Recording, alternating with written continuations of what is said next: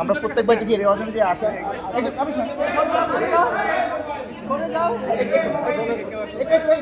বোমগুলো দিয়ে সরে যাও না। সাথে কথা হয়েছে চেয়ারম্যানটা চলে যাবেন, আমি একটা ফেয়ারওয়েল কল করতে এসেছি ওনার সাথে। ওনার তো চাকরি আর বেশি দিন নাই, এই মাসে উনিও চলে যাবেন। এখন উই হ্যাভ ওয়ার্ক টুগেদার, একসাথে কাজ করেছি।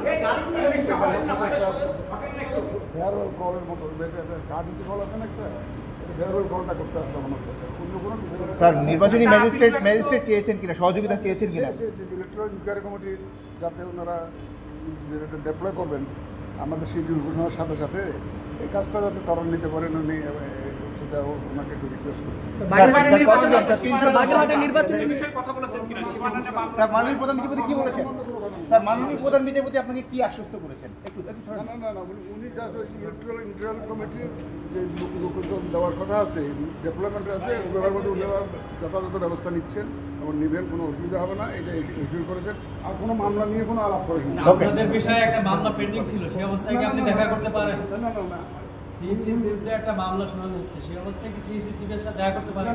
মামলা নিয়ে তো কোনো কথা হয়নি, তো মামলা নিয়ে তো কোনো কথা হয়নি। তাহলে আমরা স্যার উপদেষ্টা নির্বাচন করতে পারবেন কিনা স্যার? Thank you sir.